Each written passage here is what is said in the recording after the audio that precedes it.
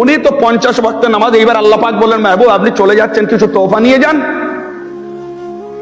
তোহফা 50 ওয়াক্তের নামাজ।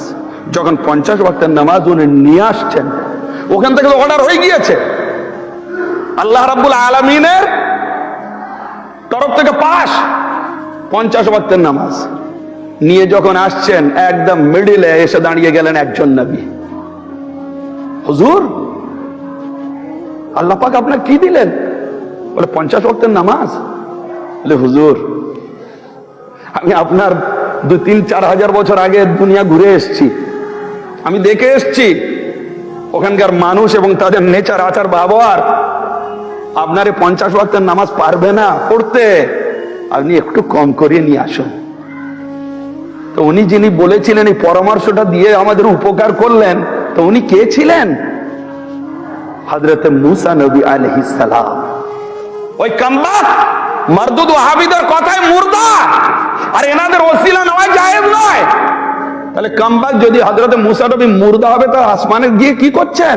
তার তো দাফন করা হয়েছে ফিলিস্তিনের বুকে। আর উনি যদি মুর্দা হবেন, তাহলে সেই মুর্দা অবস্থায় নামাজ কম করার পরামর্শ দিলেন, আর সেই পরামর্শ অনুযায়ী 45 ওয়াক্তের নামাজ কম হলো।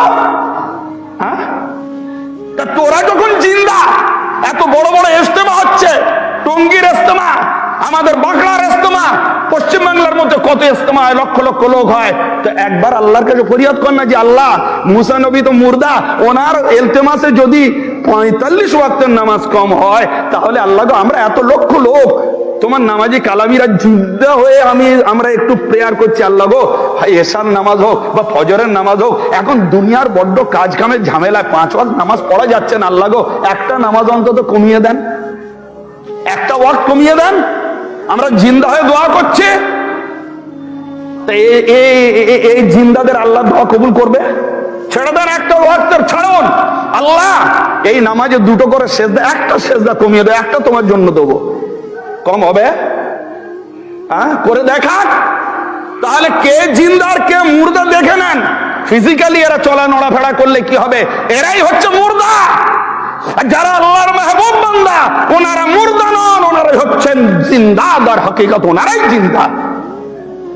তার যদি মুসা নবী আলাইহিস সালাম ওখানে না দাঁড়িয়ে যেতেন, 50 তো এসে গিয়েছিল।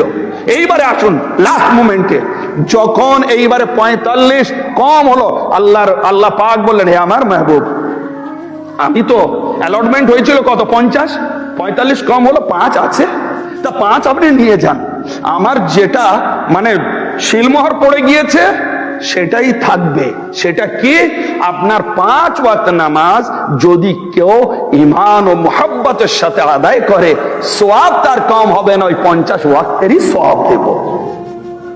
যেটা 50 ওয়াক্ত পড়ে সওয়াব পাবে, সেইটা আপনার না পড়ে পাবে। তাহলে এবার আপনি চিন্তা করুন যে এই যে উপকারটা কার দ্বারা হলো? ওদের কথায় যে মুর্দা, ওদের কথায় যারা মারা গিয়েছেন, সেই নবীর ওসিলায় আল্লাহ আমাদের করলেন। তাহলে বোঝা যাচ্ছে ওসিলা নিতেও হবে, ওসিলা মানা যায়। যদি তুমি ওসিলা মানো, তাহলে তুমি 5 ওয়াক্ত পড়ে 50-এর সওয়াব নাও, আর তুমি যদি ওসিলা না মানো, তাহলে তুমি 50 পড়ে তোমার 50-এর সওয়াব নিতে হবে। কি সময় পাবে?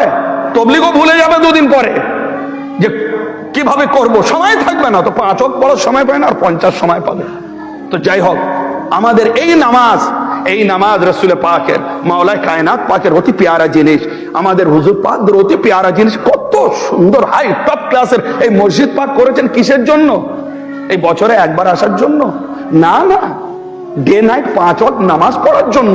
হুজুর পাক মসজিদের কত সুন্দর, সব জায়গায় দেখুন কত হাই কোয়ালিটির মসজিদ পাক। আমাদের নামাজ পড়তে হবে, আমাদের আল্লাহর রাস্তায় আসতে হবে, মালিক মাওলাকে আমাদের স্মরণ করতে হবে, ওনাদের কদমের সাথে থেকে আমাদের ইবাদতের মধ্যে দিয়ে চলতে হবে, আমাদের দ্বীন ইসলামের উপরে দিয়ে চলতে হবে। সম্পূর্ণভাবে আমাদের নামাজ তরক করা উচিত হবে না। আসসালামু আলাইকুম ওয়া রাহমাতুল্লাহি ওয়া বারাকাতুহু ওয়া মা আলাইনা ইল্লাল বালাগ।